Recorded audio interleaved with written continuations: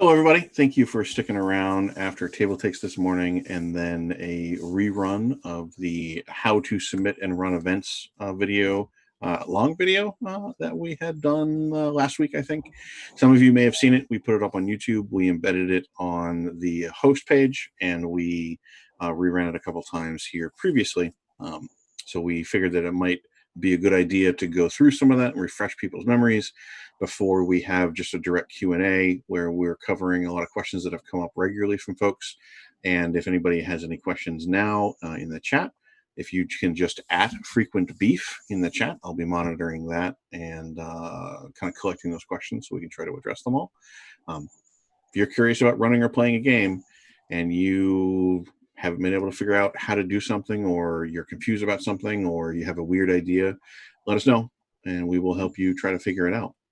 But to guide us through this process, we have Marian from the events team. She's my colleague who has been working on the team for quite a while now. Do you want to introduce yourself and then dive into your questions, maybe?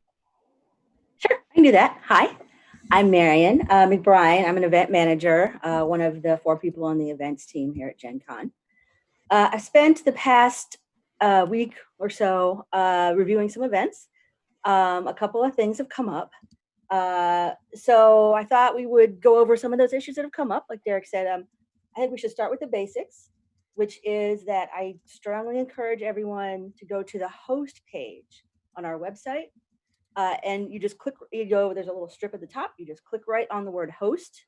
There's a whole page there with all this great info.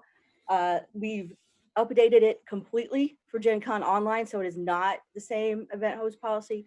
We spent a long time crafting a beautiful online event host policy. It's much shorter. I hope you love it. So I wish you would start there. There's really a lot of important info about how events run. There's a couple of other links off of that page as well. We've got a third-party platform page, which if you haven't run events before or you're just not really sure what platform to use, there's a couple of good suggestions there.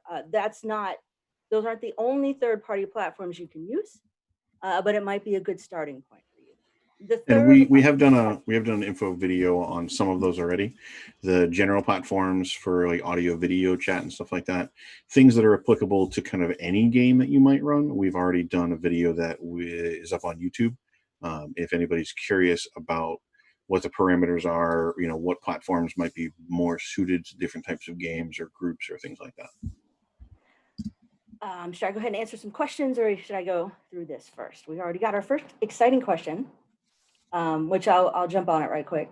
It looks like we've already. Mm-hmm. Yeah. So go ahead. Go ahead. I mean, why don't you answer the first question there, and I'm going to start kind of collecting questions in our agenda so we can kind of tackle those as you're going through some of the notes that you have. Yeah.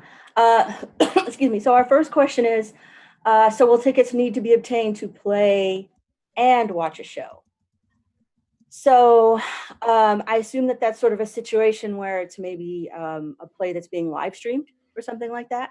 Or it could just be an event that's you want to watch it that maybe your favorite podcaster is doing or something. Those tickets will be free. And if it's something that is being live streamed anyway on Twitch or YouTube or something like that, that the general public can access, you don't strictly need a ticket, but we'd like you to get a free ticket. The tickets are going to be free for that kind of thing. That's going to help you schedule your events a little better. That's going to, give you a reminder of that that when that event is and that you want to go see it. So, but you're not going to have to pay for anything that's going to be live streamed on somebody else's Twitch or YouTube Live. Probably anything that's going to be publicly accessible is going to have a $0 ticket. So, if there's a seminar or there's a live stream or anything like that that you are interested in going to, getting a ticket to it is recommended, because then it will A, add it to your schedule, and B, the earlier you get a ticket, the earlier the event host knows what kind of interest to anticipate. Yep. Great. So does that answer that question, you think, Marian? I think so. Yep, great. It looks like in chat they think it's good. So the next question, Marian, is from Cynthia Landon, it looks like.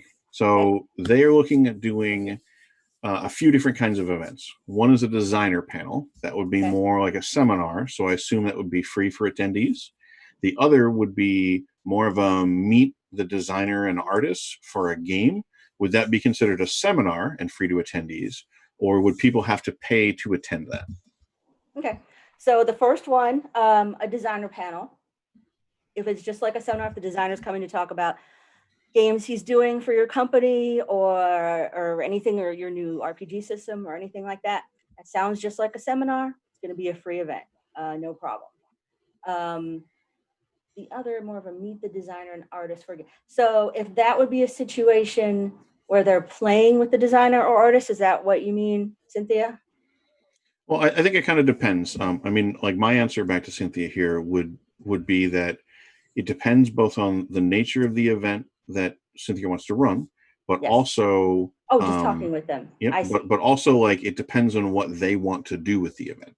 So at Gen Con, like a meet and greet where you would be able to spend time with some designers and stuff like that, that would have some kind of cost depending on when you run it. We have kind of a couple exceptions that we carve out to allow meetups at certain times to be free. For Gen Con Online, though, you also have the additional factor that if you really just want your event to be free, you are allowed to request that of us. So in this case, that event probably would be a seminar or probably a Z event, maybe. Yeah. And if you really want it to be free, then you can make it free. That's fine. You just need to let us know. If you want it to have a charge because you feel like the designer's time is valuable and they want to be able to charge for it so that you can kind of control demand, or you only want a handful of people to kind of interact with them so that everyone gets more quality time with them, then you can certainly keep a price on it and charge more if you'd like. That sound good, Cynthia? Cynthia, if you have more questions, let us know. Yeah. So the next question is from GLHF Pledge Quiltony. This is a workshop question, so this is perfect for you. Hey, Tony. Yeah, I bet. I know people. It's cool. Sure. So a question for workshops. Will we and our participants have access to the class board right away for supplies, or do we need to email the supply list to participants? Do you maybe want to talk about the general workshop process? Sure. And I assume you mean the event messaging tool is what you're talking about. I cannot guarantee you'll have access to it instantly. You will have it before event registration goes live, hopefully a lot sooner.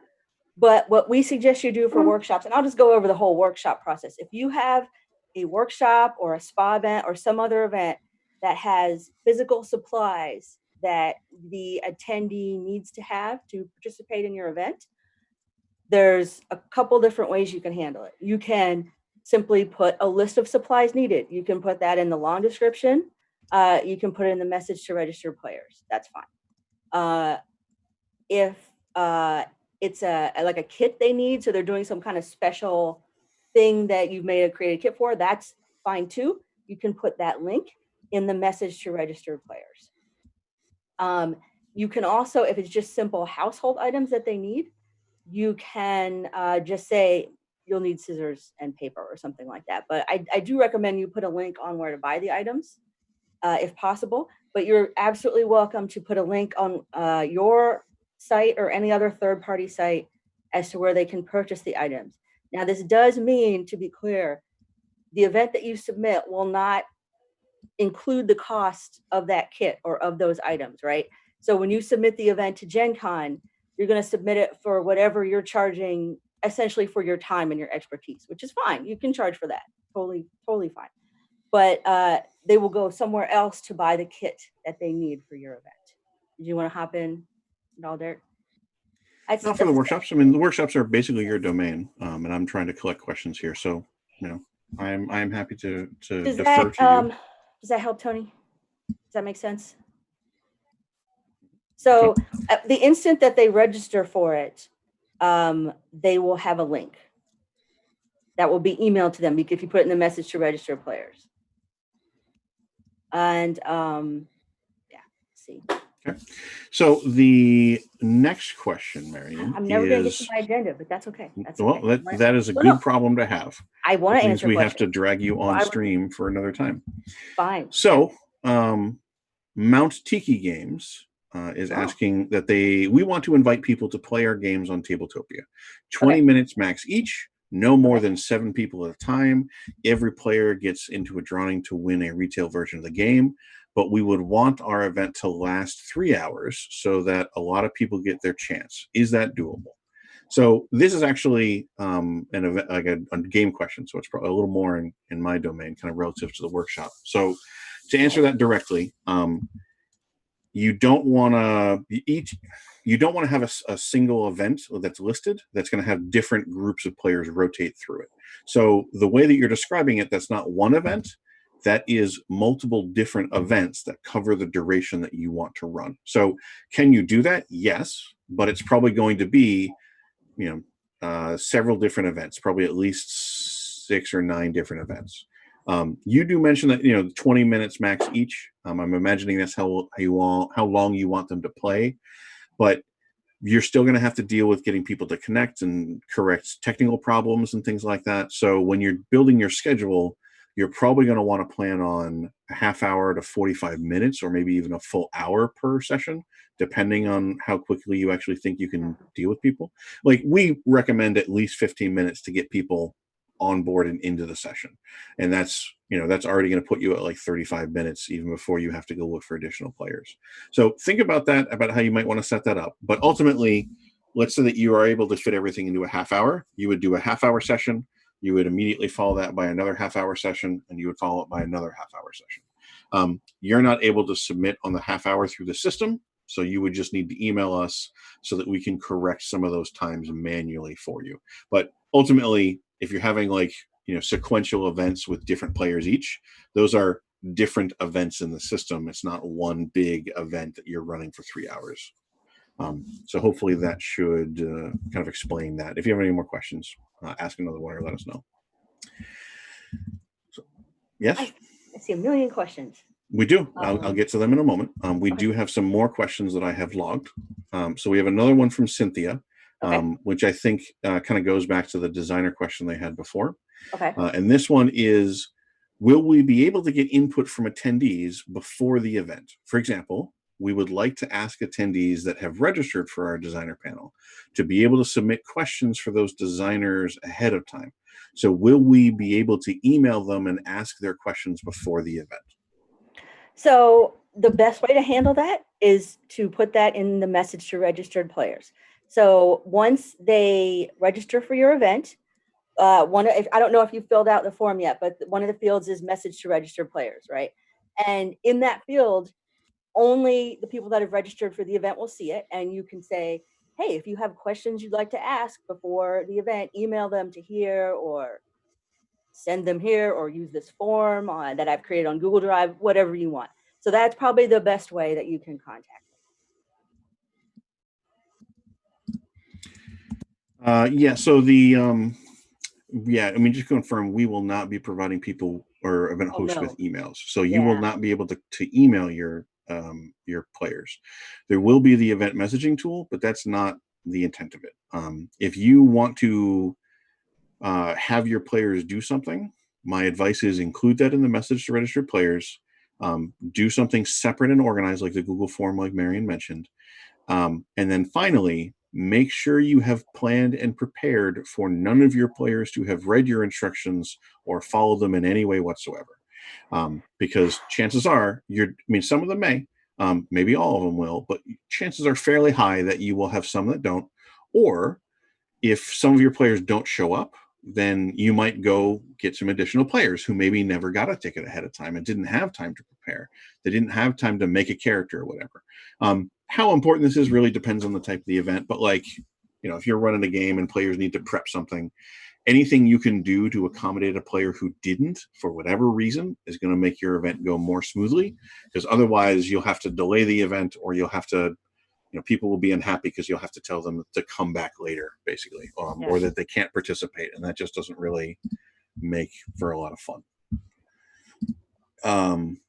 The next question is from our dear friend, Mr. Sellinger.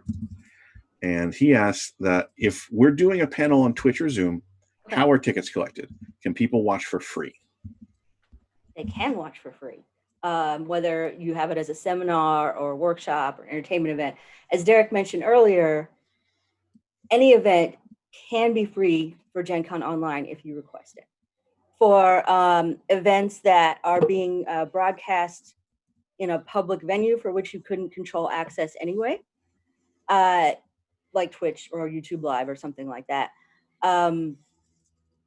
I have been, and Derek will probably be, I don't know if he has, but if those don't have an additional cost on them, regardless of whether they're entertainment or a workshop, I have been changing those to $0 fee as long as you don't have a ticket price on there. But again, if there's a price on there, if I miss it or someone else misses it, you can ask us and we can put it to $0.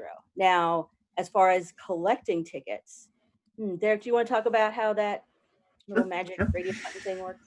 Mm-hmm. Yep. So, like seminars and entertainment events and stuff like that, events that are free, same as at Gen Con, you don't need a ticket to participate, obviously. We recommend you get one just so we can track it, but you don't need it.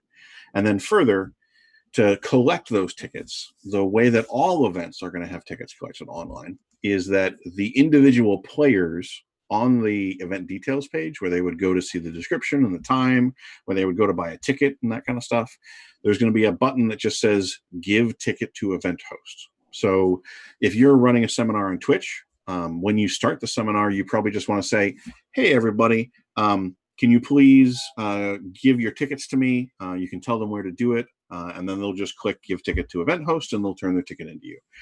The more people you can get to do that, the better. But again, we understand kind of how seminars work. I think for paid events, the process is still going to be the same, where you want to give the ticket to the event host. But it will be a situation where the event host at that point, the GM, they can see who's signed up for the game and they can see whether those people have turned in their tickets. So they're just going to want to make sure that, like, if I'm starting a game with, Marian and a couple other people, and I see the other people have turned in their ticket, but Marian has not yet, then I can just say, hey, Marian, can you make sure to turn in your ticket before we begin? You just need to bring up the web page, click give ticket to event host, and then I will have the ticket saved. So that same process will work. But, if you have a seminar that 500 people have signed up for, obviously we're not expecting you to go through that list and make sure that everybody in the audience has either gotten a ticket or turned it in. Yeah. It's a little more manageable for smaller games. So Quill Tony thinks they may have answered their own question, but just for the sake of people who might be watching. Of course. They say they're going to be having 2 sessions, one for the workshop on Zoom and one live on Twitch. And I think this relates back to their question about the supply list and whether that will kind of be publicly available. So it sounds like they're going to do a workshop. If you buy a ticket to the workshop, you're in the Zoom call, you get to ask your questions, you get to be hands-on. And then there's also a separate event that is the stream of that workshop to Twitch. So I have some notes that I would say about that, but why don't you maybe talk a little bit about the way the supply list that they might be talking about would work? I have a lot I can say about. Okay, so it sounds to me like it's the same event.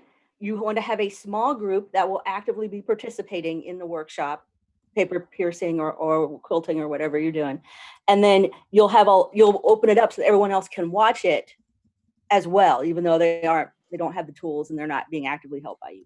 That's totally fine. Again, for the link to materials, if you only want that to be visible to those people that will be actively participating in the event that will be in the workshop, is my understanding. You put that in the link to the link, the message to registered players field. That will only be seen by those people that have signed up for the event, right? So if you also want people to be able to watch it, and it's my understanding you want people to be able to watch it but not purchase a kit, that's fine. This is a situation, and this would be the same thing if you were doing a live play, for instance. You're going to have 2 separate events for it. And I might be stepping on your toes, Derek, but if you'd rather. No, go ahead. I can always reiterate some of it. Okay. So if you're running an event that you want people to participate in, but you also want to run a stream of it so people can watch the people that are participating, that sounds great. Totally down with that. But it's going to be two separate events. There's one event for the people that are actually going to be making the thing, playing the game, being thrown in the dunk tank, whatever. That's a separate event. Now, and then the people that are going to watch it, that's going to be another separate event. Probably going to be an entertainment event. It's going to be free. You're going to probably put it on a public stream like YouTube Live or Twitch or Or something like Zoom, that. something like that. Yeah. Something like that. I mean, it's entertainment. You could charge for it if you wanted to, because I know there's a way like you could do a private link on YouTube Live or something. But I figure for that, most people just want to have it free. Totally fine. It's just two separate events. That makes sense. Because I'll just keep my hand. So I have a couple notes on that because I've been dealing with some folks who are running RPG events, and then those RPG events will be streamed online. So it's just as Marian described, it's two events. You have one event for the people who are going to buy tickets to play in the game. That event is going to have a cost in most cases. You're going to want to make sure that you collect the tickets for it. The location for that event is not going to be Twitch. It's going to be whatever platform you're playing on. So in this case, with the workshop, the location for that workshop would be Zoom. Okay. Or the platform for that workshop would be Zoom. Yeah. And then for the entertainment event where people get to watch it kind of in action, the platform for that would be Twitch because that's where they're watching it. But the platform is always, where is the person who is participating in the event in this capacity going to engage with this thing, so that they need to know what they need to prepare for.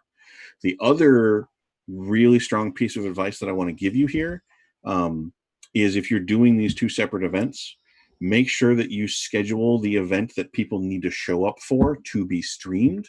That should start well before the stream is scheduled to start. So if you're doing that workshop and it's going to be streamed, the workshop should start at least 30 minutes before the stream does, just to tackle those technical issues that we were talking about.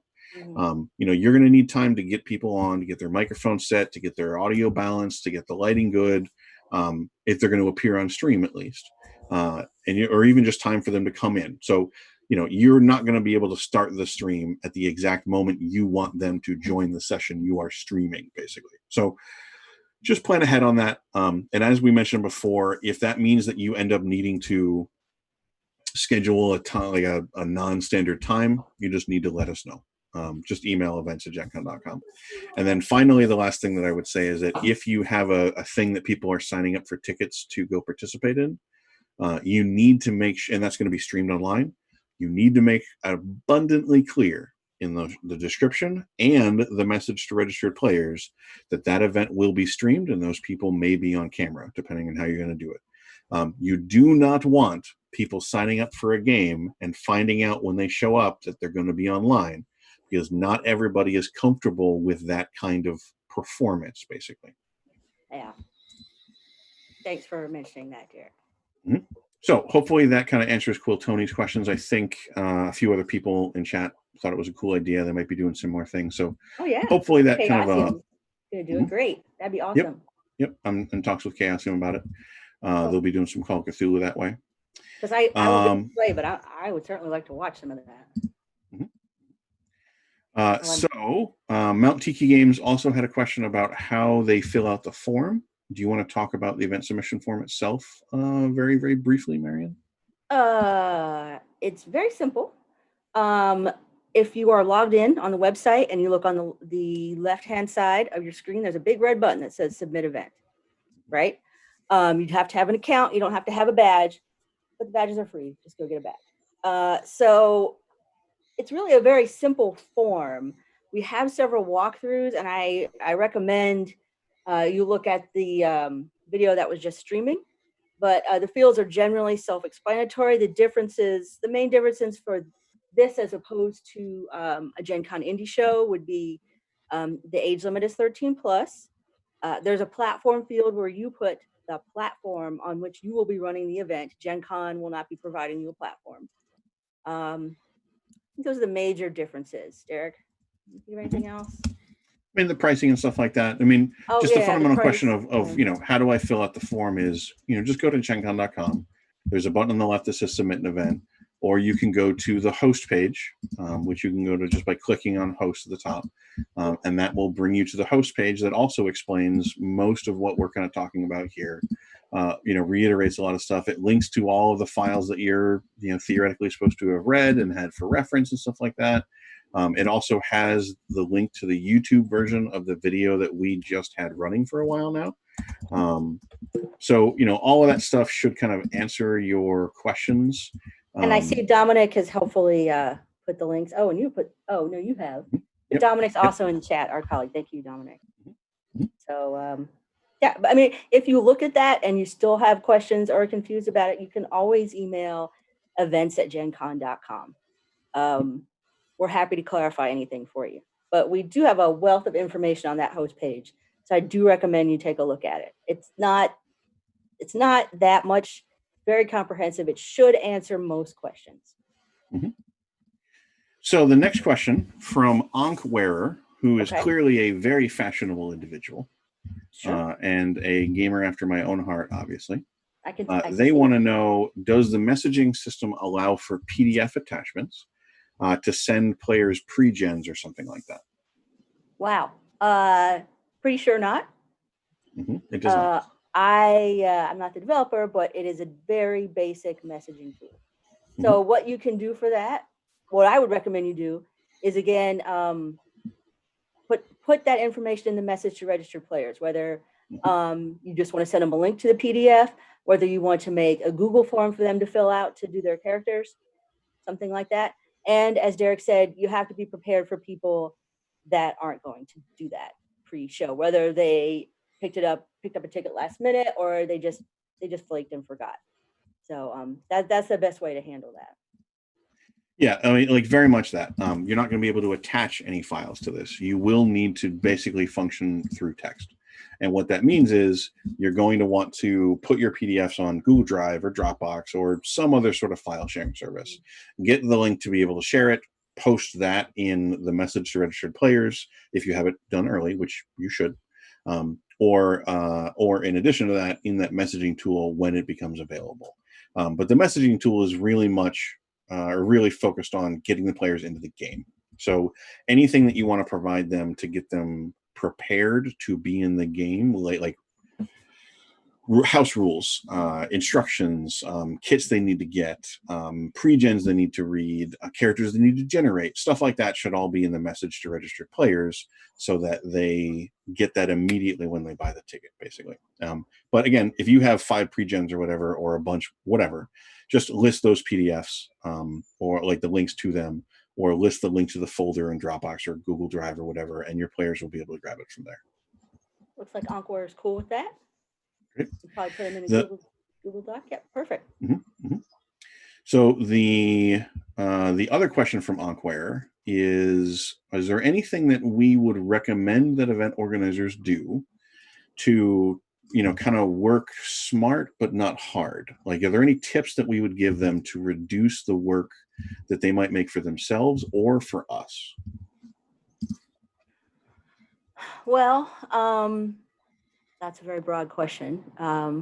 It's always good to be prepared. I certainly, as it pertains to Gen Con Online, they want to make sure that they're familiar with the tool that they're using, whether it's Zoom or whatever. Specifically, they should be familiar with the moderation aspects of it if they need to mute a user, just if there's too much noise or for whatever reason. If there's any functionality to kick a user, if there's any kind of private messaging I think it would probably be a good idea once we have our Discord server up, especially if you're not familiar with Discord, that you go to that and sort of familiarize yourself just generally with how it works. It's not that complicated, but my understanding is we'll have different areas where you can go, maybe if you have technical troubles, and you can ask questions about that. I mean, I think just generally being prepared would be the main thing, and knowing your tools, especially if they're not ones that you use generally. If it's kind of new to you, I would familiarize yourself with that. Sure. Yeah, I mean, I think we've actually given a lot of tips in previous videos that are also up on our YouTube and stuff like that. Yeah, and We've done a number of kind of info streams that are Right. like how to run games online, how to play games online. We've given a lot of tips on like microphones and equipment and lighting and stuff like that. We've also given a lot of tips to think about when you're review or submitting your event. Like that's a lot of what we Yep. just went through in that video that we were just showing. So my advice would be watch all those and just try to do the things that we mentioned there. But I definitely want to reinforce, Marion's point of become as familiar with the platform that you're going to use as you can, even accessing tools that you don't expect to use or don't want to use, like admin tools, moderation tools, to find out how you can mute your players, how you can boot your players, how you can block your players and prevent them from returning if you need to, just in case something happens. We certainly hope it doesn't, but if it does, you'll be much better prepared if you know how to do those things already. And then beyond that, other than the usual advice on how to run a game about being relaxed and calm and knowing your material, a lot of that same kind of stuff applies to the tools. But also, like when you submit the event, try not to duplicate information across multiple fields. Think very carefully about your event. I mean, something that will certainly save us on our side a lot of work is, not having to remove repetition from different fields, not having to correct spelling or grammar, things like that, not having to send an event back when we're not sure what you're trying to describe. So remember that your event submission is player facing. So it's your chance to tell the attendees at Gen Con who are browsing through the schedule, trying to find something to do, and there are thousands of cool things happening. That submission is your chance to say, hey, this is why you should pay attention to me during this hour, because this thing is cool and you will like it if you like these things. Come join me. So, make sure that your description is, entertaining, punchy, like to the point, informative, things like that. And it'll be much, much more effective and much more efficient with all of our time if you put a lot of thought into your submissions before you send them over. And not to scare anybody that it's complicated or whatever, but just take a moment and think, if you were a player and you saw this and you didn't know anything about this game, would this give you the information to know whether or not this was something you were interested in participating in and maybe even paying for? And if it's not, go back and fix it. If you're not sure, ask us and we'll give advice, but start with that. And I think you will fix a lot of things. Mm-hmm. I think Dominic has some additional advice in chat too if people are watching. Right. And don't forget, we do have that best practices field document on the host page. Just click on the host page. We've got best practices, third-party platforms, and the revised event host policy. So the next question, Marian, is from Puppet Pie, and they were asking about supplies for workshops. We'd already talked about that briefly, we'd already talked about that before, kind of in detail. Can you give them kind of a quick summary or reminder, just in case anybody has joined chat since we covered it too? Sure, Puppet Pie, if that's your real name. I know who that is. So just to reiterate what we said before, and this is also in our event host policy, if you have materials that are needed for your event, you are not going to include that cost in the cost of the event. They will purchase those elsewhere. You will put a link in your long description or your message to registered players about where to buy those supplies. You can also just put a list of those supplies, particularly if they're common household items. That link can also be to your own website to purchase a kit from you that you will send to them. That's how that's going to work. That's a real quick blurb. Okay. But if you have any other questions, let me know. Or you know what, just hit me up because I know who you are. You can talk to me later about it. Okay, cool. Next question. Yeah, so that's a good thing to just note. If you have any other questions after this, we have email. You have our email address, events@gencon.com. Just message us, and we will be happy to kind of talk through it. I'm still in phase 1 here, so I'm not going anywhere. So just email us. Just sitting here. I think we're at phase 2 now. Actually, I think we're moving to like 1.5 or 2 today. I'm not sure. Yeah, you guys, you're King County. You just moved to phase 2, I think. Yeah, we just moved to phase 2, despite cases still going up. So America is on track for being cool. So our next question is a cool question that you're going to like to answer.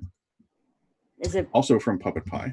Oh, In terms of okay. age limit, what do we need to do if we find out that a user is not yet 13 plus? Well, we are only at this point allowing events for those age 13 and older. This is a COPA concern, which is the Child Online Privacy Protection Act, I think is what that means.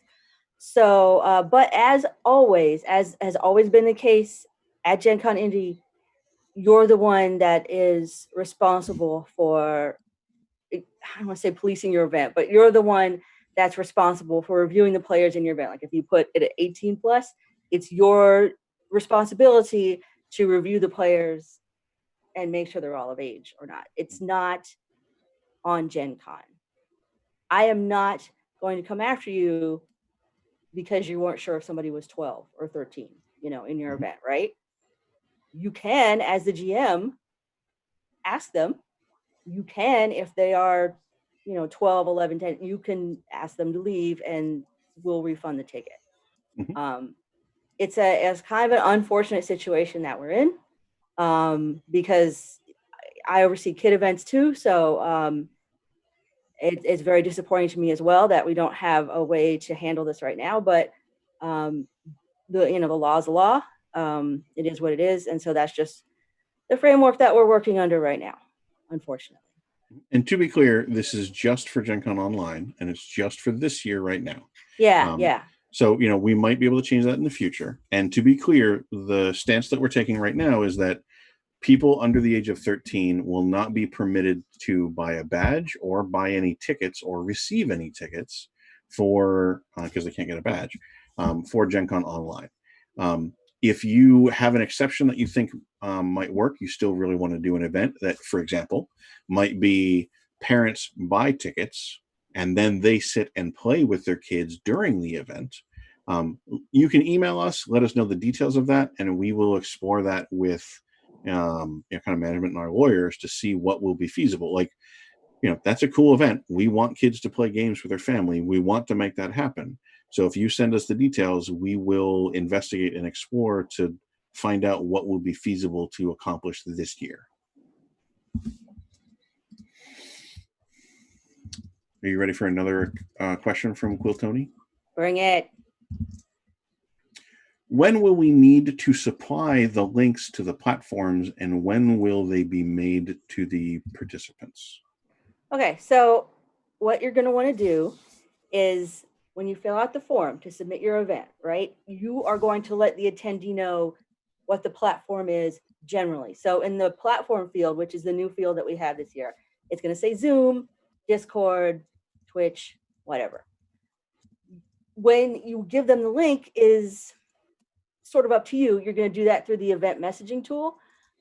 We recommend that you do that. What were we saying, Derek? Like an hour before, at least, or something like that. I would say somewhere between a half hour to an hour before. So you can literally drop it in that event messaging tool an hour before, because of course we understand that you're not going to have a Zoom link for your meeting right away. Probably not, or Jitsi or whatever else you're using. Yeah, I don't know if you want to talk about streamed events or not, Derek, but it's just going to be up to you when you decide to give it to them, and we recommend at least an hour before. Yeah, one moment. Trying to inform chat where we are with questions. So the kind of my advice is that you want to release the link to the event to your players kind of as late as possible. They still need time to receive it. They still need time to act on it. But the earlier you release it, the more likely that login information might be leaked intentionally or not. And that will just complicate your process about allowing only the people into the game who should be allowed into the game. That also goes hand in hand with if you're using Zoom, you should not be giving the same link to every event. You should be creating a new meeting with its own unique link. Make sure that people can't join unless you admit them in, like have a waiting room. Like if you look online for a lot of these tools, they will have options or instructions or guides about how to kind of control the security for a lot of these. look into them so that you can avoid having trolls kind of bombard your game and interrupt it and disrupt it. So you want to release the link relatively late, pretty close to when it's supposed to be going live, if it's a private event. If it's a public event, that's going to be a little bit different. So if you're doing something, you're streaming on Twitch, then you can just include the link to the channel that you're going to stream to in the web address for more information field. So just put it in there. There's no reason to kind of keep that secret, basically, because it's a publicly available link. You could probably Right. want promoting it anyway. So you can just put it in there and put it in the message to registered players. You don't so have then, to, but yeah. well, so yeah, I would recommend doing both and at least doing the message to registered players for a couple reasons. First, it'll be emailed to people the moment that they buy their ticket. Second, when the event messaging tool is active, the first message in that thread basically is going to be the message to registered players. So if you have your link in that message field, then whenever anybody goes back to the event later on, whether or not you have remembered to kind of post it manually, it'll still be there so they can just go straight to it when it's the time to start. So hopefully that answers your question, Blue Tony. I'm excited because this means a lot more fun workshops are coming in. I bet there's a lot of cool workshops. So from Elf Home 11, okay, I am considering running a couple/few board game events on Tabletop Simulator because it has so many game options. True. Since they need to buy something to actively play so they buy something to actively pay to use Tabletop Simulator, do you think that will be a barrier in finding players? Okay, good question. I don't think it will be, because I think platforms like Tabletop Simulator and Tabletopia are in pretty wide use by a lot of people that are the kind of people that come to Gen Con that are very invested in games, particularly since a lot of us have been playing games at home. But both those platforms have been great for us. And I sure there'll be some people that just won't do it because they don't want to purchase it. Totally fine. So I'm not going to tell you that it's not going to limit a couple people from looking at it, but I think it's fine. I think most people have it. I want to point out that on Humble Bundle right now, Tabletop Simulator's on sale, right? It's only, to clarify, that's the Humble store, not the Humble Bundle. Oh, sorry. Well, okay. They're related, it's on the Humble site. So it's $10 instead of $20. Mm-hmm. So you might want to buy it now. But it's totally fine. I've seen quite a few submissions from Tabletop Simulator. I think you're fine. Yep. I mean, my advice is, like, technically, if people have to buy a ticket to your event and they have to buy a piece of software to play, then yes, you're going to have a reduced audience than you normally would. However, unless you are a company who is operating on scale and you're worried about getting hundreds of players through over the weekend, doesn't really matter. So, like, if you're looking at playing a board game with 4 people, the cost for the software, the cost for your event and stuff like that are going to drive some players away. There's certainly going to be some who are going to filter out from that, but there will be enough people at Gen Con, and particularly for Tabletop Simulator, there will be enough people who have Tabletop Simulator, and then further, there will be enough people who have the particular plugin or whatever, the workshop module for the game you're playing, that, if you only need 4 players, it's really likely you'll be able to get the 4 players that you need.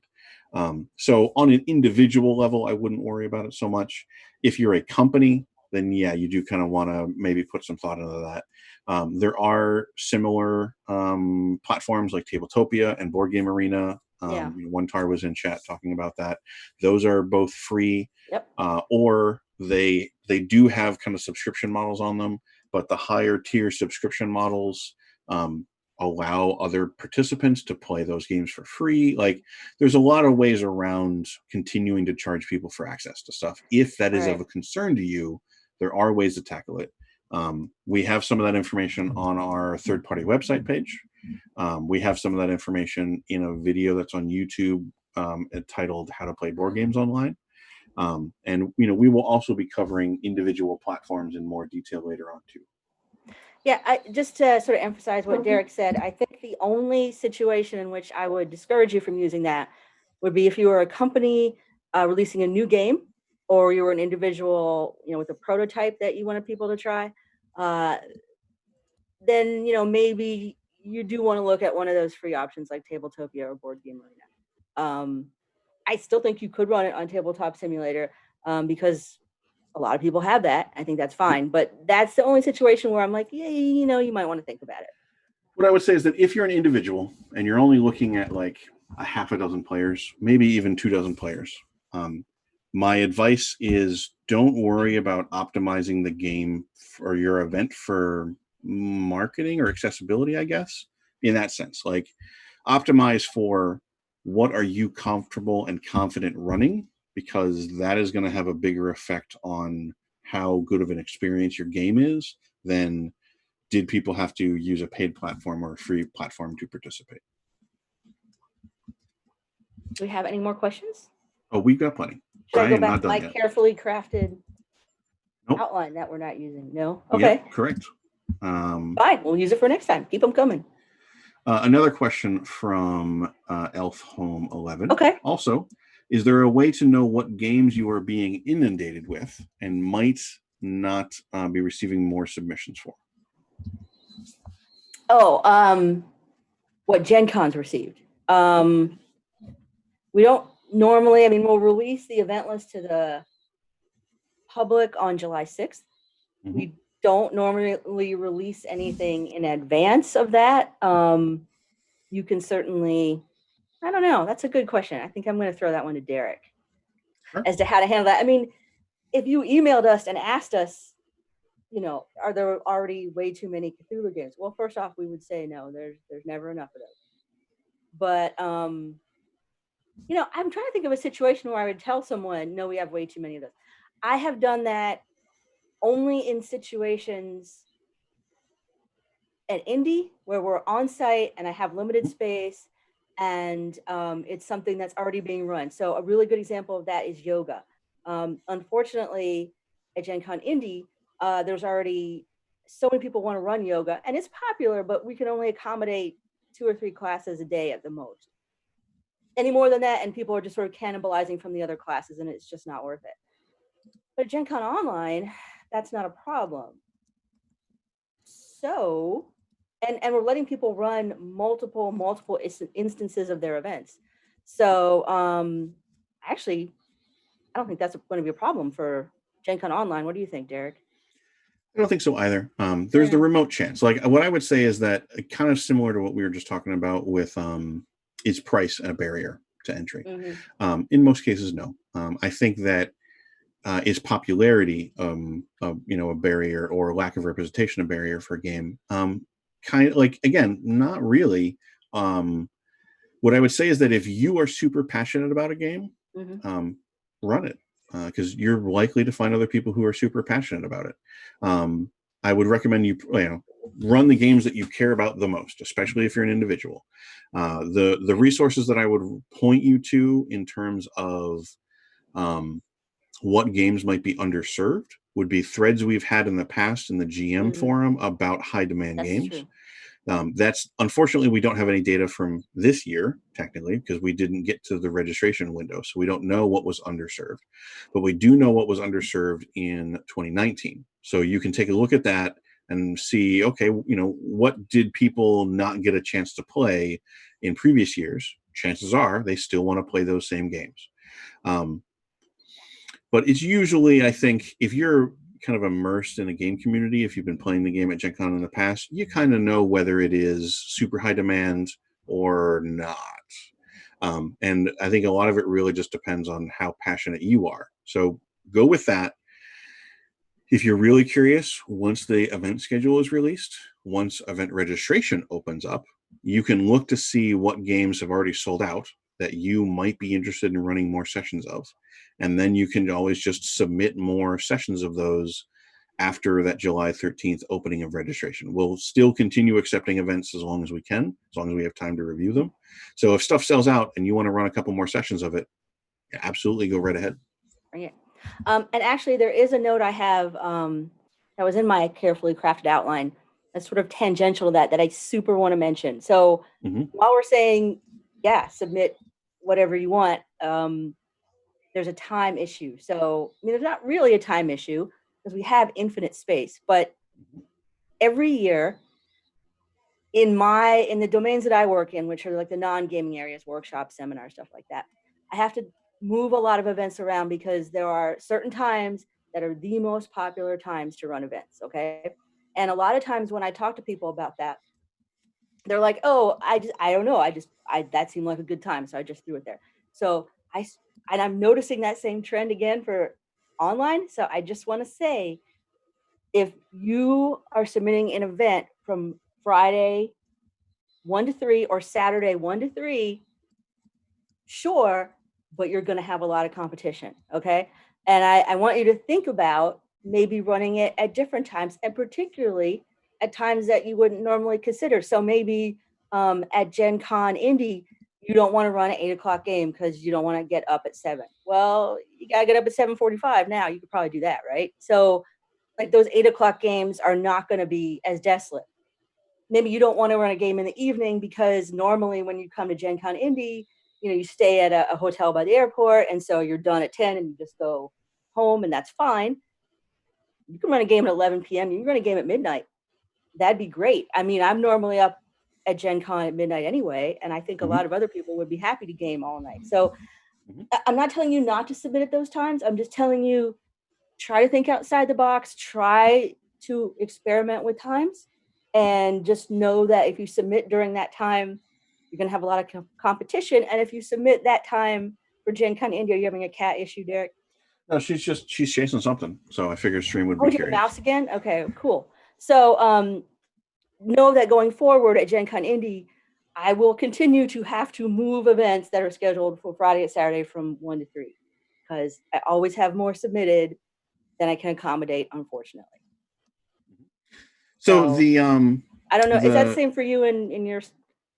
You have a not as little much more for space to work with. Mhm. So Usually I don't run out of space until the last minute because I already do a lot of work ahead of time trying to get companies to smooth their schedules out. I can ask Um, you for more space. Cool, thanks. no, you can't. Just because I don't run out of space doesn't mean it's space that's suitable for you. I know. But kind of an important thing that kind of comes off what you just discussed is Gen Con Online is now online. So we are not limited by geography or time zone anymore. So, the show runs noon Eastern on Thursday through 8 p.m. Eastern on Sunday. Mm-hmm. So that means that I don't really go to bed before 2 a.m., 3 a.m. Pacific time. That is 5 a.m., 6 a.m. Eastern time. So I would be totally comfortable, running a game that starts at my time at 8 p.m. or 10 p.m. And, that's, midnight, 1 a.m. or something like that in Eastern times. Mm-hmm. And,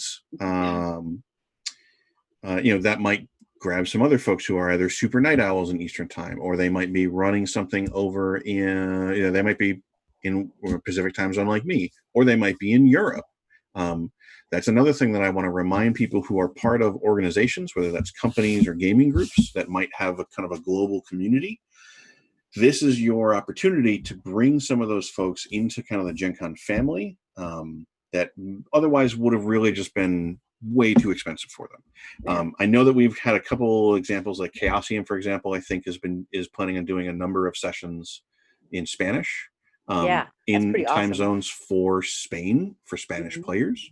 I would love to see more folks offering games at time zones that are appropriate for international audiences, in languages that are appropriate and accommodating for international audiences. Your game doesn't have to be run in English. Nope. It doesn't have to be run for a normal human being to play in Eastern time zone. So again, play the game you're excited about, play on the platform you're comfortable with, play at the time that is convenient to you.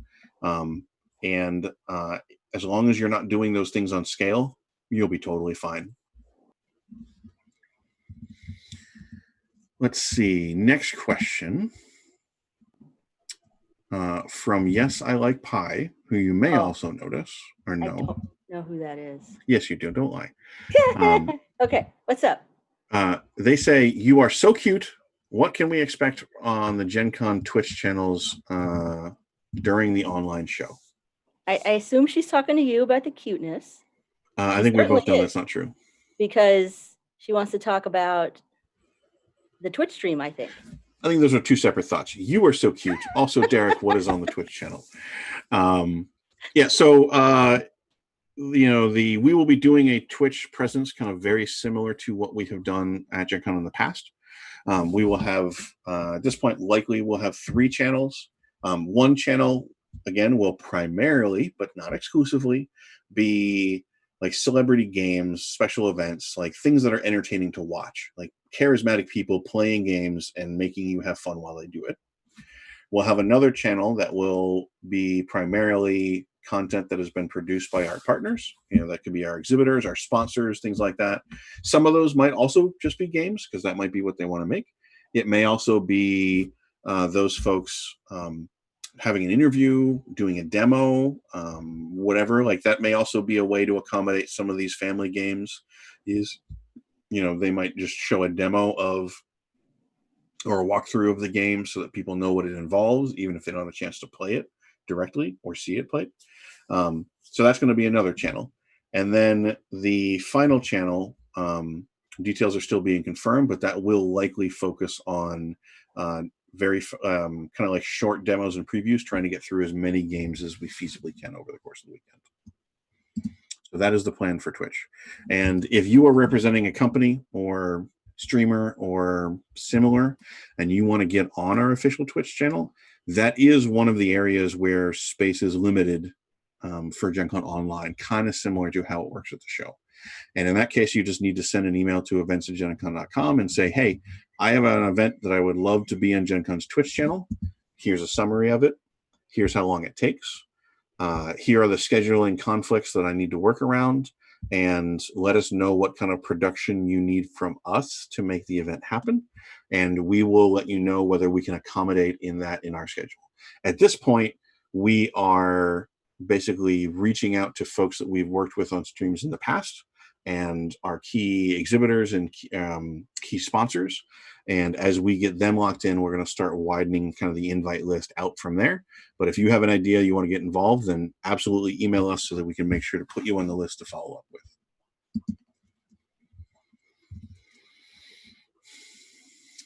So we have another question from Karaka. I was thinking of doing a D&D 5e. Couldn't hear me at all. I was just saying that we're at an hour, but we're going to try to keep going to answer most of the questions. So if you're expecting us to end right now, we're not, but you could probably keep us here forever if you just keep asking us questions. Or I don't think we technically said how long we're going. Falls over. Did we not? Well, okay. Then never mind. What's the next question? From Karatka. I was actually thinking of doing a D&D 5e beginner/kid event, but then heard about the age restriction. I think the play with a registered adult model you mentioned may work. Can you look into it? So we are going to look into it. Yep. We absolutely will.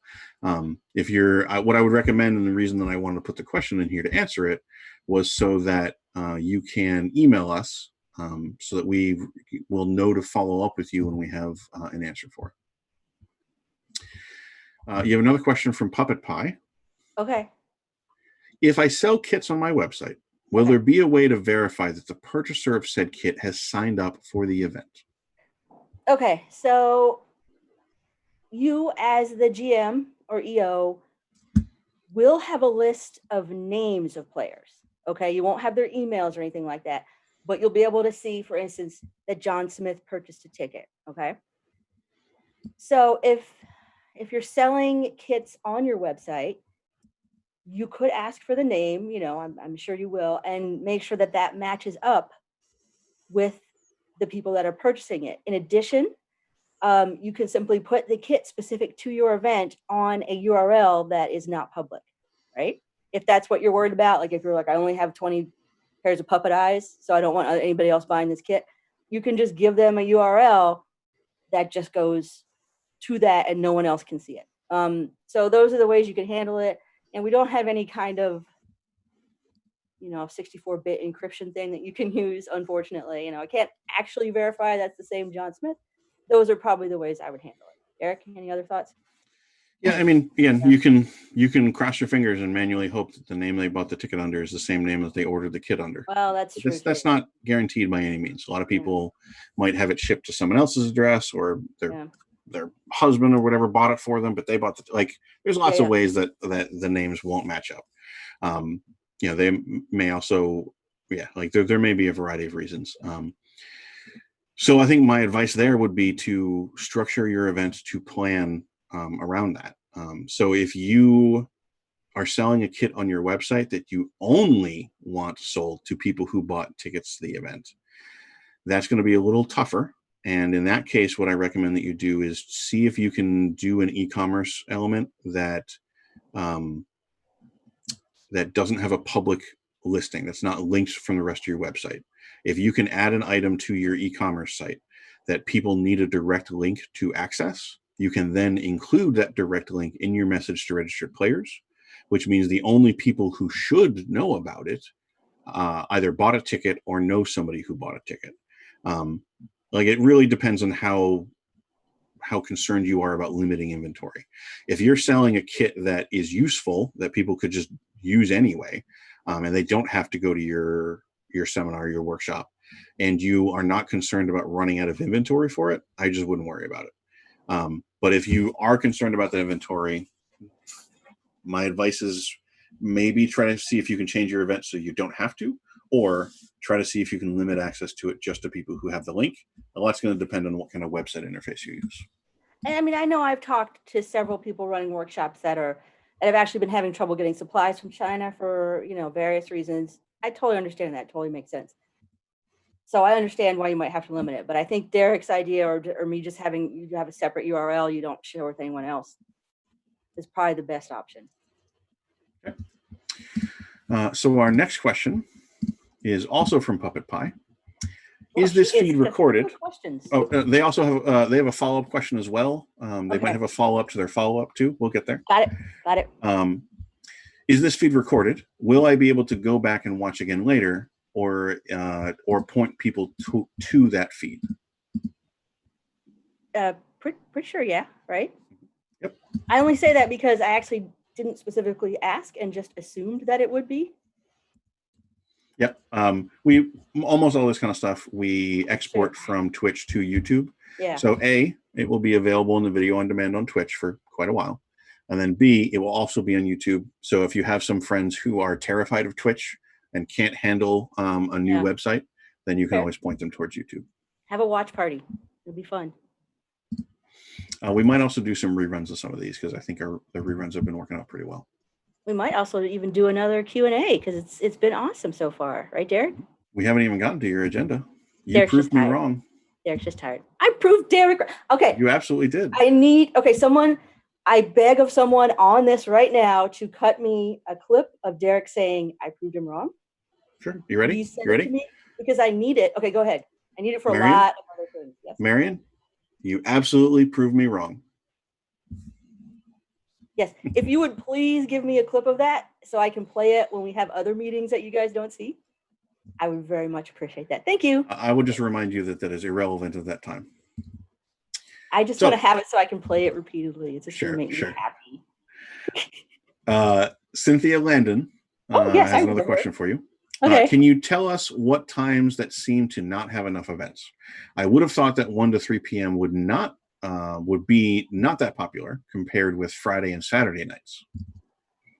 It depends on the kind of event, right? So entertainment events that are bands, are acrobatic circus people, that kind of thing. For them, for those kind of events, Friday night and Saturday night from about 8 to 10, sure, that's the most popular time for those. But just talking generally, 1 to 3, for at least for me, for seminars, workshops, and I think for Derek too, for even just regular RPGs and stuff, very full. Now, if you're starting an event at 3, that's not bad. It's a little less full at that time. I wouldn't sweat over it too much. I think it's just people, I really don't know. I think it's people are like, oh, well, everyone's up by now and they've had lunch, so they're not cranky. So that's why we're going to have it at 1. I'm not sure. That's my theory. Just because everyone's like, oh, I don't know, it just seemed good. No one's ever given me a solid, And I get that because I get cranky too.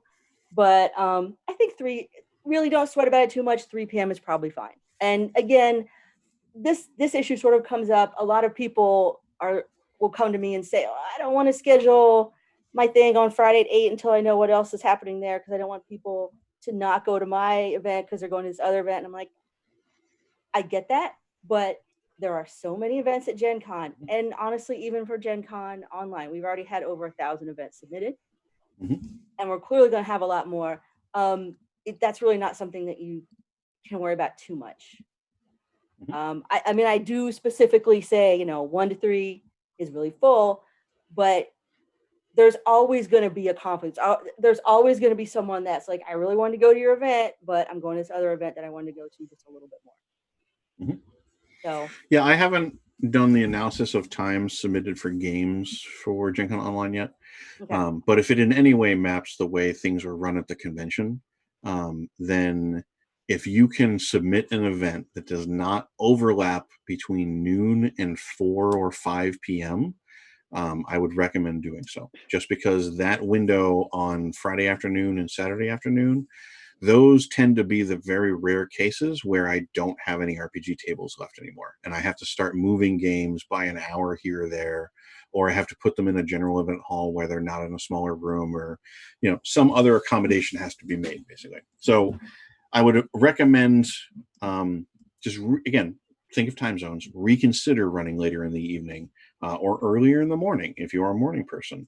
And if we have the whole world available to play games and again, if you're only looking for 4, 6, 3 players, chances are you'll be able to find some people who want to play that thing at that time. I plan on sleeping from roughly 3 a.m. to about 8 a.m. I mean, that's all I'm going to sleep, and totally doable because I can just flop over into my bed, get right back up, jump right back into Gen Con. It's going to be fun. I'm not going to be playing games, but I'm going to be enjoying everybody else playing and having fun. Why you look at me like that? This is we can't play games at this show. We're helping But you were everyone going to else. run Quiet Year. Well, You promised you were going to run Quiet Year. Do you want to play Quiet Year? For you? You can't let the fans down. I didn't say for me. You just promised you were going to run it. Does anybody want to?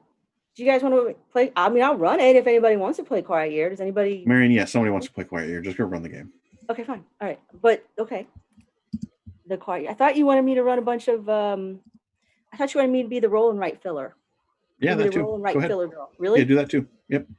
I'm just going to add it to the list. So the Ennies Awards had a question.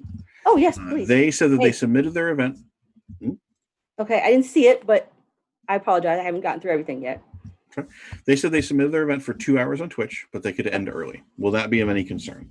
So honestly, there's a couple things like just to broaden this question out from beyond Twitch. Like first, it's fine. Like this is a free event. If it ends up wrapping up early, that's okay. That's not a huge problem or commitment. People didn't make an investment. There's not a lot of hard expectations, especially on Twitch. I think people who are used to Twitch are used to things starting late, running late, ending early, being disrupted in the middle of things, not having come back. Like it's how it goes. So don't stress about that. I would just say try to be. If you submitted it for 2 hours, I would strongly recommend that you at least figure out content that you're confident will fill about an hour and a half. But if you end up early, don't worry about it. If you end up going a little bit late and you're on your own Twitch channel, don't worry about it. And that logic kind of applies to events in general. So my advice kind of is that as long as your event runs for most of it, then it's not really a big issue. Some games are just going to end early because somebody got lucky or unlucky. Sometimes the players are going to go through your adventure faster than you thought. Sometimes the reverse is going to happen. At Gen Con, you have to be a little more mindful of time because you have to clear out so that people can come in and use the table after you. But for Gen Con Online, if your players are happy and none of them have to go to another game and you want to keep playing, more power to you. Like game on, have fun. But if you are running a game and it, let's say you're running a 2-hour game and it ends in 45 minutes. Okay, guess what? Start another one. Like it ended that fast. So just start the next game, restart the game, kind of continue, just play that and see how long it goes. Just because you submitted a game doesn't mean you can only play it once. Yeah. Yeah. So I wouldn't worry too much about that kind of stuff. The next question from Puppet Pie, your old friend. Oh yeah, no, we're buds. What's up? Follow-up question on kit purchasing. Okay. What happens if they don't buy the kit? Number one, you're sad, and I understand that. I'm sorry. Unfortunately, we can't force them to buy a kit. So in that situation, they can still come and you should take a ticket from them. And that is part of the reason why you should also have a price on that ticket for your time, right? Because they might want to come and just sort of watch, sort of audit it, if you will, the class. So if someone does not purchase the kit, but has a ticket for your event, you still should let them into your event. You do not have to alter your event to accommodate them. Like if it's a knitting class and they didn't buy them, but they're like, I got 2 pencils. How am I going to do that? Or you don't need to do that. You don't need to show them how to finger knit. You don't need to modify your event to accommodate their failure to buy your kit. But you do need to let them come and watch if that's what they wanted to do. So hopefully they will buy a kit. But I mean, that's part of the that's part of the advice that I gave of kind of like be prepared for your players to not do their homework just in case. That's a good universal rule because people just don't, unfortunately. You can't. The next question. Oh yeah. The next question from TwitSan01. Okay. Is what if I submit an event for Tabletop Simulator and the company has the mod removed from the Steam workshop over a DRM claim? Or, I mean, technically it wouldn't be a DRM claim, it would be an IP claim, but it's fine. That's a DMCA kind of thing. A legal issue. Yeah. So the answer there is you can build it yourself if you just want to play it with the players, or chances are that game might be available in Tabletopia or Board Game Arena. So how you would deal with that would kind of depend on when that action is taken. Yeah. So again, submit on the platform that you're most comfortable with. Let's say that's Tabletop Simulator. You've never used the other ones. That game is removed from Tabletop Simulator for whatever reason. You would then probably want to figure out, like, okay, is that game available on Board Game Arena or Tabletopia, or is there another way I can play this game? Can I set it up in my house and put a webcam on it? Is it something that would function in that capacity? Like, is there another solution you want to pursue? The answer might be no, or the answer might be, yeah, it's available here. And then, so let's say it's on Tabletopia. Then the next question you have to ask yourself is, am I comfortable running it on Tabletopia? And, if this kind of legal action happens early, then you have time to learn. If it happens an hour before your game, I don't know, maybe you don't have time to learn.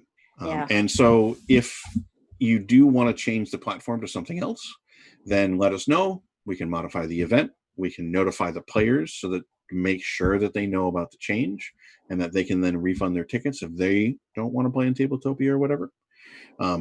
If it's removed and you don't have time to learn another platform, or you're not comfortable learning another platform, or you really felt like the game only worked on that platform, and it's not viable anymore, then we can cancel the game and the players can get their tickets. So it's really just like, it's unfortunate. It's a hiccup. You just need to look at it and be like, okay, this problem happened.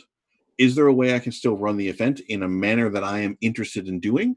If so, we'll do our best to adapt it and let the players know. Hope that answers your question. And this has come up even at Gen Con Indy when, for instance, a game didn't come in for whatever reason. It was scheduled to come in, and the boat's late or whatever. So it doesn't happen often, but unfortunately it does happen, and we'll do our best to help you with that. This next item, Marian, is more of a comment or observation and less of a question. Okay. Quill Tony. Okay. Would like to say that again. I love you, Merrimack. Oh, that's very sweet. Thank you. You're welcome. I have to... The final question that I have in the queue so far. So if anybody in chat has this, we finally got to the end of the question queue. Can't believe if anybody in chat has another question, let us know. Otherwise, I think we will wrap up after this question, and we will save the agenda that Marian put together perhaps for another Q&A another time. I did a good job on it. Yeah, I did not say that you didn't do a good job, and I just said that we will save it for another time because we're already like my running. formatting, you guys. But No, okay, I didn't. fine. That doesn't mean that the content wasn't good. Um, so I mean, we've already running a little bit late. We We're are, running later than and we had planned. So just fine. out of respect for our production people, we'll wrap up and maybe we'll schedule another one later. Especially if people have questions or anything like that. Oh yeah, So absolutely. the final question, which makes me suspect that Puppet Pie might be a spy and not a workshop event organizer. They want to know how many badges have been registered so far. I don't know. I don't know. Do you know, Derek? Are we allowed to say, even if we do know? We're absolutely not allowed to say. We're not the marketing department. There's like a lot. Like A, you no, have. a non-zero quantity of badges have been sold. I A remember us number of being badges that happy. I Yeah. am What's in that? no way concerned about the number of badges that have been sold. Yeah, that's true. I think I can say that. Because they're all free. Like I don't know what the number is now, but the last time I heard a number, I was happy about it. Mm-hmm. So I was like, I think I said yay, and I went like that. So it's looking good. If you're worried that there aren't going to be people to play your events, I don't think you need to worry about that. It looks like we're doing well. Yeah. I would not be concerned about the number of events Nope. if you're a player, nor I would be concerned about the number of badges if you are an event organizer. However, the one thing that I would say about this is that I guess the one piece of advice I would give to players here, we're not going to tell you right at this point exactly how many games we're going to have because we're still accepting submissions or something like that. But Okay. what I would say is that if there is a particular game that you want to play, and there's a couple pieces of advice that I usually give people. And so if you are like, hey, Gen Con Online is going to be awesome if I can play game X, you've got a couple ways to make that happen and guarantee that it's going to be awesome for you. Method one, run that game. You are now guaranteed to be able to play that game. That's going to work for some games. It's not going to work for others. It's going to work for some people. It's not going to work for others. But that's one guaranteed way to make sure that it's awesome for you.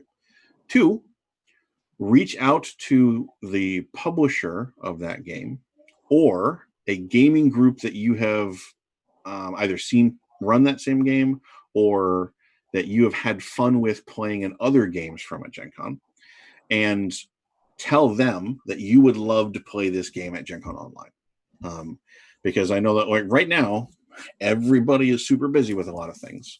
I know a lot of companies have not submitted their full schedules to us yet. I know a lot of companies are working on stuff.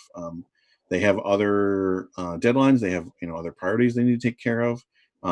But if they hear from their fans that their fans really want a certain game represented at a convention, that will validate the work they're already doing if they're already planning on it, or if they hadn't been planning on it because for whatever reason, it will kind of put it on their radar that maybe they should reconsider. It's not going to be feasible for everybody because some companies don't have the time for it, they don't have the staff for it.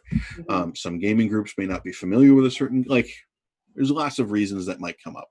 But if you loved playing in other games from a gaming group, or if you love this game that a publisher makes, reach out to them and let them know, because everybody likes to hear that.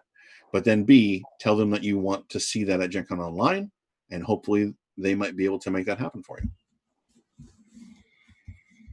And I've seen publishers offer, particularly for RPGs, like PDFs for quick start rules, pre-gens or stuff. If they're like, hey, we didn't have anybody, but if you want to run it, here, we'll give you this. We'll give you the quick start rules. Knock yourself out. And that's kind of fun, if it's a game you love. Yeah, absolutely. Go for it. Okay. So I put out a last call for questions in chat. If anybody has a question at Frequent Beef, and I will bring it up here. But is there anything that you put in your agenda, Marian? Because you called out a couple things that you wanted to make sure to cover. But just to make sure, is there anything you put in the agenda that you absolutely want to make sure we hit before we wrap up? Okay, we got the dates. You got to put the platform field in there. We're getting a lot of submissions that don't have the platform in there. You choose that. It's Zoom, it's Twitch, it's Facebook Live. We're seeing mostly Zoom, which is fine. Maybe we should tell Zoom. You're going to worry about that. A flat rate of $2 for an event. There could be an admin fee if it's expensive, but it shouldn't be because you're not putting the cost of your materials in that. Seminars free. Contact us if you want something else free. We already said it's got to be 13 plus. Don't add the actual link to your event listing, just the platforms. And if you're using more than one platform, when you do the platform field, the first thing should be ideally what you're running the event on. But then if you're also using like Discord or something to talk to people, it's going to be like Zoom. Well, that would be silly, but it'd be like Roll20 and Discord, and like a little ampersand, which is what I'm trying to do with my finger. That's like kind of the main things I wanted to hit. There's a bunch of little things. And no Wednesday events. Sorry, guys and girls and folks. We've had a fair number of submissions. And the thing is, it's like if we change that in the system, A, it's like a lot more stuff for our devs to do, and they're already doing a lot of stuff, obviously. And B, then we have to change it back for Gen Con Indy. And it's so that's why technically you can submit for Wednesday, but please don't. The convention starts Thursday at noon and goes till Sunday at 8. And if you submit for Wednesday, I'll have to send it back to you and ask you to pick Thursday or something else. That's the main things I want to So Cynthia, like on that note, Cynthia was actually just asking again what the cutoff for Sunday was. And that, just to reiterate, events have to start noon on Thursday or later, and they have to end Sunday, 8 p.m. or earlier. And both of those times are in Eastern time. But within that kind of spectrum, you can run at any time that you want. And I do have one. Oh, sorry, go ahead. I didn't know you wanted and that also means that other events that normally happen on Wednesday, like trade day events, things like that, are not happening at Gen Con this year, unfortunately. Oh, thanks for mentioning that, Derek. We did have a couple of questions about that. One other thing we needed to mention was that if your event will contain adult content, please note that somewhere. I know that you're probably going to put the listing for the age as mature, which great, but please note, and it can be like they do on the TV, like mature language, graphic, content warnings, whatever. Content warnings for like really intense RPGs are your friend, because they will let players know whether it's really a suitable game for them or not, so that they have a fun time. And you can run them. It's fine. It's just we want everyone to be on the same page and know what they're getting into. That's all. So we did have one more question pop up in chat. This is another one from Twitsan01. Okay, cool. Is the Discord going to have a channel for pickup games? So events is I just got a weird message. Events is not handling the Discord. It's being handled by our marketing department, but there should be. We have requested that, and I believe there will be a channel looking for players, and there will be a looking for group, and there will be a place that you as a GM can go if you have some no-shows or you just have some empty spaces and you're looking for people to fill that. There should be a Discord room where you can go look for those people, but there also should be at least one room where people can go and just say, hey, I want to play Catan on tabletop stream. Anybody else? Let's go, right? Yeah, I mean, like that may end up, honestly, that may just end up being the same looking for players channel. I mean, it could be. I haven't seen the Discord yet, so I can't tell you guys exactly how it's going to be. We haven't finalized the Discord yet. Also just to remind folks that the Discord channel the Discord server will be something new to us. Yeah. And it will be something that we will change and adapt over time. So when it does launch and you start using it, definitely send feedback to Gen Con about what additional channels or spaces you might want us to set up. We might be able to accommodate some of them. We probably won't be able to accommodate all of them, but we'll certainly try. What I would say is that there will definitely be a channel for finding players for a game that has been set up. Yeah. For like pickup games in particular, what I would actually recommend that you do is if you have a last minute game you want to run, submit the event in the registration system so that we can get it up and running. And then you can just go to the Looking for Players channel and direct them to that event. But also, like, if you are in the Looking for Players channel and you find some other people who want to play a game, you can just go play that game. You don't need to, doesn't have to go through us if you already have the players. That's kind of like fine. If you're at Gen Con and you already have your 4 friends there and you want to go play a game, you can just go play it. Like you don't need our permission to have fun. Well said. Do you have any Cynthia has another question on that note. Oh, will okay. we be able to submit new events over the weekend? And the answer is yes. Yes. But we're not guaranteeing that we'll be able to get to all of them. So there is the event submission deadline before the show is more for, that is the last deadline we guarantee that we'll be able to take time to look at events before the show happens. And that's after July that 20th. point. Just heads up. Yep. So July 20th. After that point, it's really just going to depend on how much time do we have to deal with one problem over another. Yeah, I'd love to be able to tell you, not a problem, but who knows how many events will get submitted at the last minute or something. We'll do our best. Just no guarantees after July 20th. So, but I was planning on not getting much sleep. So, we'll see what we can do. Yeah, I mean, we try our hardest to get events going and to get people playing games. But we just can't guarantee, because this is the first time we're going to be doing a Gen Con online. So we don't know if we're going to be pulling out our hair or if we're going to be twiddling our thumbs as all of you just go play games happily with us. Yeah. You see how much hair Derek's already pulled out. You just got that little strip left. It's not good. Oh. So thank you, everybody in chat, for all the questions. Just to make Marian happy, once again, chat proved me wrong and Marian right by managing to fill an entire episode with questions from chat. If you have any, I know. If you have any more questions, feel free to email events@gencon.com. We also have the event organizer and GM forum on the website that you can go to and post your questions in, get answers from other event organizers and things like that. Just let us know. Also stop by our other Twitch streams like Table Takes. I'm on that, so you can ask questions then. We'll have more information streams that will be targeted at specific software platforms in the near future. So if you have questions about how Tabletopia works, we'll have a stream about that in particular. But beyond that, thank you for sticking around with us through the day. Check out YouTube if you missed any of this, or the video on demand on Twitch. Thank you, Marian, for coming out and not only making a gorgeous agenda that we did not use, but also joining us here to talk through all these questions. You're welcome, and I think it's formatted just fine. Well, that's your problem and not mine. It's my opinion. It's okay. Thank you, everybody. Bye. Goodbye. Have fun. Bye. Play some games and get excited about Gen Con Online.